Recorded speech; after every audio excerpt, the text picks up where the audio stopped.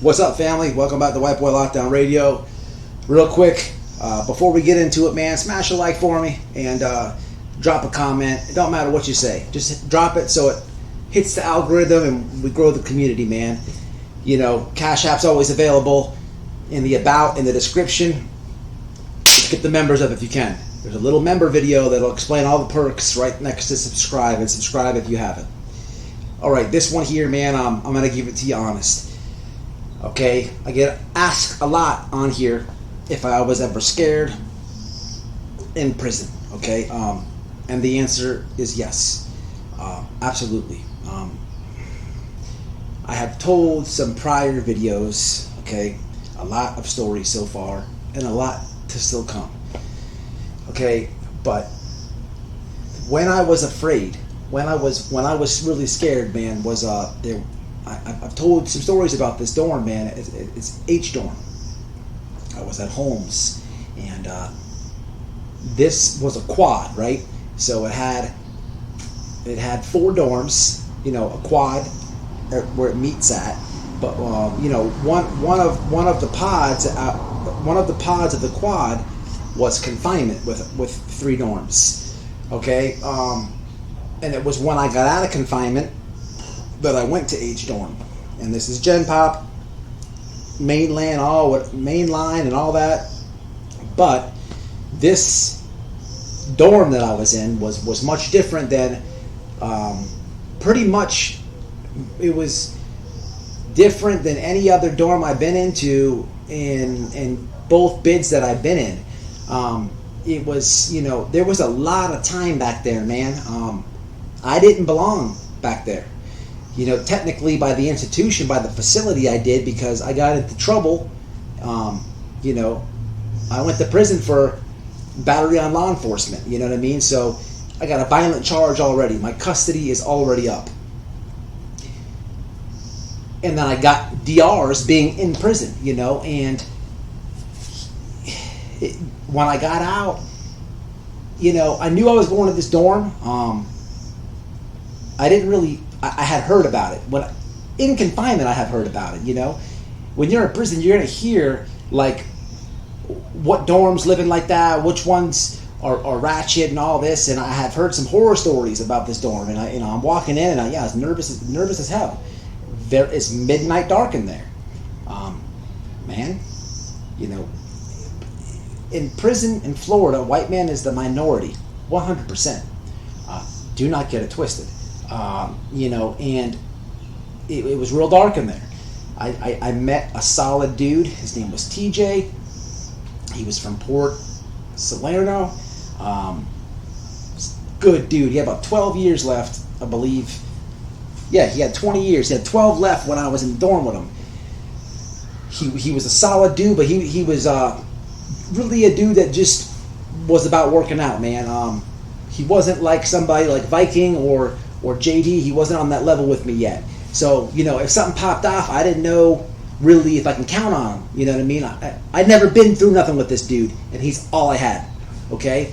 I ended up, I've told this story a couple times in different times about this dorm, but so I end up in a cell with the black dude. He has a cell. He's got a phone. He's in a gang. The dude ended up. That dude ended up killing the running back for the Titans, Chris Johnson. Okay, it's a whole different video. You got to check it out. I'll actually put it on the end screen on one of the cards. But anyhow, I had got into a little bit of drama in this dorm, but I was really just paying attention, man, because there's a lot of time back there. You know, I got less than 5 years. Okay. At this time on this bid, and I'm in a dorm with people with elbows and life. So yeah, I'm nervous for the simple fact that I have to keep that on the low. You know, you have to learn how to do that, because look, that's something you don't want to flaunt. You don't want to be in a dorm with somebody with 20 years, an elbow, life sentence, and you're talking about, man, I got 3 more calendars before I can go home. They're going to hurt you. They're going to hate on you. It's an envy thing. You will get hated on because they're never going to see the outside again. Short timers get hated on. And in this dorm, 10 years, if you had 10 left, you'd be considered short. Okay? So I had to always cover that, always hide that. And I was always on like high alert, you know? I'm not used to like, you know, faking the funk or whatever, but I had to do it for my own sake. And I never had a problem really with anybody in the dorm. I told a story about a Mexican dude I almost fought, and it's hard to explain because in any other dorm, you know, I'd be ready to go, man, ready to go, chunk them things to prove my name, because I always have been a bumping ass white dude. But you know, I didn't realize in this dorm, man, they weren't throwing hands like that. You know, you're gonna get cut. You know, and I'm a big dude, so man, and there's a lot of gangs in here, so you know, I learned quick. There's another video about this dorm where you know, I ended up trying to fight a Spanish guy, and it was my roommate with the phone who ended up telling me, hey man, don't do that, dude's got a life sentence, he cuts people. And I had already pushed the issue at this point, but talked it out with the help of him. But anyhow, what I haven't told about this dorm is, in Florida, it's a gang, but it's more or less like a home team gang, okay? And they're called M.P.R, which stands for money, power, and respect. Okay? When I was in prison, I used to keep up with all the gang politics. Okay? But I've honestly forgot what the hell it even is. All I can tell you this much. Don't be going crazy in the comments. I forget if the freaking Bloods are the 5 or the 6. I'm not a Blood. I don't like blood. I don't care about Bloods. So take it easy. If you understand what I'm saying, then then correct it yourself. Okay? They were. I forget if the Bloods are a 5 or a 6, whatever. Okay, whatever they are.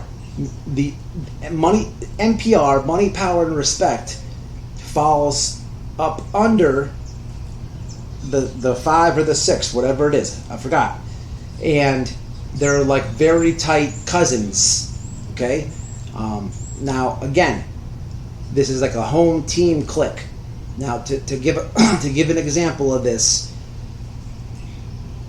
there is another home, a very, very dangerous, powerful gang here in Florida is Jacksonville, the Cutthroats. They are up under the GDs and cousins the exact same way that M.P.R is to the Bloods, okay? And that's just the gang political crap of it. In prison, if I see one of these dudes, he's just a Blood, okay? I don't like Bloods. And the reason I always say I don't like Bloods, because I've always had to go through it with these dudes. So I'm in the cell, in this horror dorm, and no matter where I go, even if it's at the gas station, to this day still, you know, people always think I'm a UFC fighter. It's an inside joke between me and my wife. It's either UFC fighter or I do tattoos. And yes, I can run tattoos. I've done it on the inside. I don't like to because I have a heavy hand. I have to have a real good gun, and you're better off not getting a tattoo from me. But I can do it. Okay? This dude, don't remember his name, he's a black dude, he's young. He's fresh from JIT camp, okay? So he just made the transition from JIT camp to adult camp. He's an M.P.R. He comes in my cell, and he's small talking. So I'm speaking to him, it's just, you know, stupid things, this and that, but he keeps making it a point to keep coming back to my cell, okay? And he's like, he's just like literally sitting there as I'm reading a magazine, you know, trying to talk to me. I know what's up. He asked me, man, hey man, I know you can run, you know, and I'm like, yeah, I can. He's like, man, we can get you a gun. I'm like, bro, I just got out of confinement. Man. I ain't trying to go. I'm not trying to run in this dorm. You know what I mean? He's like, man, you straight. Why don't you want to run? I'm like, man, I'm not gonna. I know the dude is affiliated. I'm not gonna be like, because I don't need it, because then it looks like I got it like that, and then which is fine if I had it like that, which I didn't. Then it's just I'm putting a target on my back. But I'm just like, man, look, I just don't want to run. I don't want the drama, you know. And he's just like, man, ain't gonna be no drama, man. Me and my brothers know what I'm talking about, man. We get you a gun, you know. He's literally trying to friendly finesse me, okay? And I peep it from a million miles. I'm like, man, I'm straight, bro. I'm not running, man. And he just, you know, the dude, you have to say, hey, bro, can you leave? I'm literally the type of dude where he's like a bug, he don't leave. I forget what I did, man. I probably just dropped my pants and took a crap or something to run him about the cell this time because he wouldn't leave. But he comes back with a gun the next day, and you know, he's like, man, what's up, man? You want to run? I'm a brother, man. We'll hang the sheet up, man. We got to look at it. I'm talking about. He's trying his hardest, and as he's telling me that he's got the gun and his brothers and the cell and this and that, two of his other brothers come in the room. And they're like, what's up, man? What's up, man? With like drawn out little patterns. They're like, man, you know what I'm saying? You could do this. And I'm like, man, I'm not going to run, bro. I'm not running. And they're like, man, I'm saying though, man, you straight in this dorm. Like, we got a lot down. You straight in this dorm. These jits, they got a lot of time. If they're in this dorm, I'm telling you, I don't remember each one exactly how much time they had, but if they're in this dorm, you know, they at least have 15. At least 3 of them. And they just come from a JIT camp. I'm just like, man, I'm not running, bro. It's just not gonna go down, you know. In this instance, like, you have to realize what dorm I'm talking about. This ain't no bubblegum camp, okay? This ain't no, you know, this dorm has a lot of time in it. I got 3. You might as well say they're bloods. M.P.R. It's the same thing in my eyes, but you know, literally they're trying to work me and they're trying to press me. You know what I mean? And they come in with like patterns and stuff. My roommate was not in the cell and he had a phone. Okay, you have to go back to the previous stories. There's a thumbnail with Chris Johnson. My roommate was the dude who was on a murder case with Chris Johnson, the dude that used to run the ball for the Titans. Also, I told a story about an old man, Ron, that escaped. Okay, he escaped. He has life sentence. He's 70 years old. He's a beast. There's a thumbnail of an old man. Okay, and a lot more stories. There's a couple I'm just thinking off the top that happened in this dorm, but the thumbnail with the running back, my bunkie, comes in. I was like, these dudes are pressing me and this and that, and in my mind I'm like, man, I'm gonna have to just, I can't beat all 3 of them. Can't beat all 3 of them. And again, that's me hoping that they're all gonna chunk hands, you know. But in my head I'm already thinking, man, I gotta hit that dude that's holding the piece of paper as hard as I can with my right, push the other one and just run out the cell. Because I don't know, you know, they're pressing me hard. They're not like getting aggressive with it, but they're more friendly with it, and they keep blocking the door for a reason. And man, my bunkie, he came home, I guess. He walks in the cell, he's like, hey man, you know, hey man, y'all, I gotta handle something, this and that. Trying to think what gang he was in, man. Oh, he was in X-Men. My bunkie was in X-Men. Okay. Again, going back to these home team cliques. We talked about M.P.R. that are up under the 5 of the 6, whatever. Cousins with the Bloods. We talked about a different organization, Cutthroats, that are up under whatever the heck a GD is. Cousins. Okay, X-Men is a home teen gang from Orlando area. So we're talking about Cutthroats is Jacksonville, M.P.R. is Tampa, X-Men is Orlando. X-Men, I forget where they freaking fall and who they're it gets confusing. He comes home. He's just like, hey, man, I got to handle something. This dude had the pipe in this dorm, okay? And he's had the pipe for a long time. He's well respected because of his case. He's well respected because the dude, you have to check that video. The dude literally was in the case with Chris Johnson, the running back. So he's well respected because the running back came to visit him one time, right? And man, the clout on the compound for this dude, you have to just imagine. This dude, I've also said this in another video, this dude here, my bunkie, man, I seen him order his old lady on the street, baby mama, roses and pizza for the kids from a prison cell. Talk about gangster. He was my bunkie. I'm on the bottom, like I'm always. He's on top, man. Locked in a cell with a pipe. But anyhow, he came in just as they're pressing me and stuff, and he had to handle something. And literally, some other dudes come running down and run up in the room. Whatever play he had going on for the phone at that very second, the M.P.Rs ran up out the room. And man, I remember I was skull boning myself because I'm like, man, these dudes are trying to press me for tattoos, this and that. I only had TJ in the dorm. You know, at this time, yeah, I knew Viking, but he's all the way across the pound. Man, something pops off, I can't depend on Viking. Would he be there and get my back? 1,000%. But he's not even in the same dorm. I can't even sign language to him. He's way over there. I didn't meet the squad of honkies that I know at this point until later in the game. But man, meat and potatoes of this is they tried to press me. You know,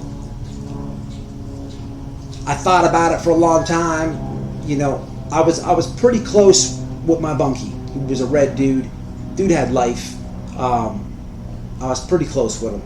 You know, the next day, after talking with my bunkie, I get a knife.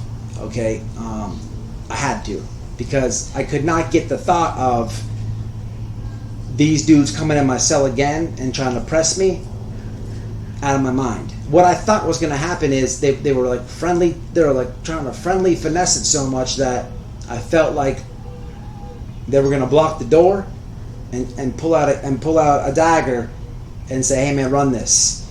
And then at that point, they try to, like, you know, have me up under them for tattoos. So I had to get one for myself, just in case this situation happens again. Now, people will go on YouTube and say, "I got the shank, I got the knife, I got the knife." Man, it's one thing. You got to go get the knife, man. You can't just. You got to go get the knife. People don't just sell shanks to anybody, and it's not easy to get one. Okay. And people say, "Oh, I can make one out of the toothbrush." Man, that thing ain't gonna do nothing. I had a dagger, man. A dagger. When I got caught with it, the sergeant was like, "Damn!" He measured it. It was 8.5 inches. Okay, I did 60 days in the box behind that dagger. But man, I had the dagger. But you know, the thought crosses your mind, right? Where once you get it and you have to go hide it, I put it in my mat. You know, the thought crosses my mind. Like, I might have to use this thing. Okay, I might have to put this in somebody. Okay, people can go on YouTube and tell you everything they want, right?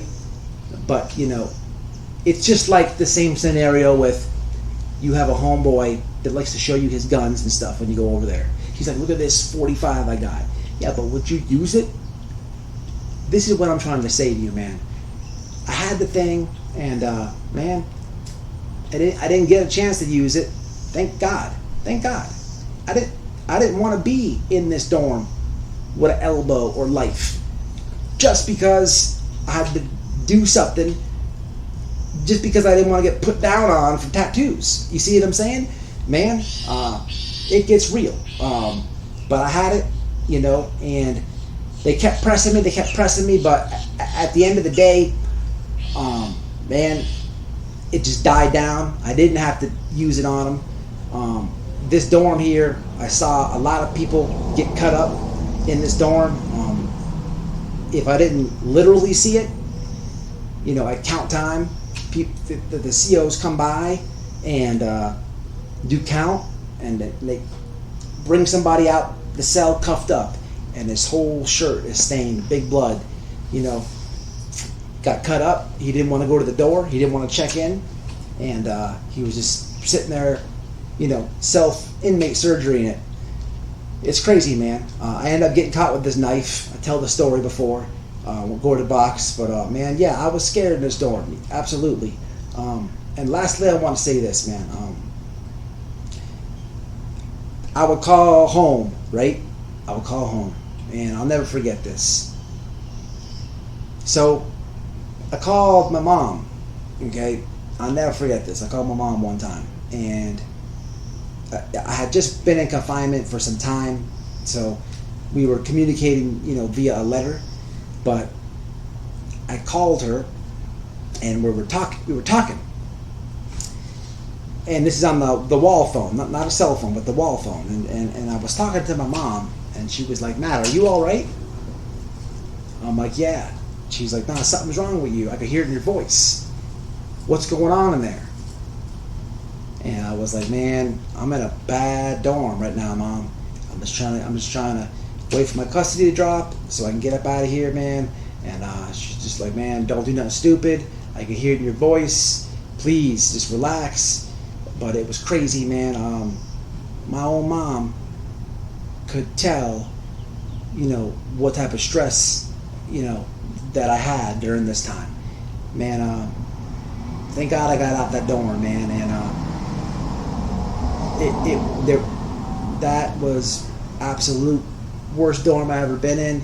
You know, so many things happened in that dorm. I seen so much stuff, but I didn't belong there. You know, I didn't belong there. Thank God I got up out of there, and then I got back. What's the open bay pods? You know, back where, you know, all the dorms are in the prison. You know, hitting the rec yard and meeting my bros and stuff, where I had people that were closer to me and I was more comfortable with, and if something went down, it was faster to get to somebody, you know, because I was a lone soldier over here. And yeah, man, the pressure was real. But hey, man, look, I've been blabbing a long time. Smash the like on the way out.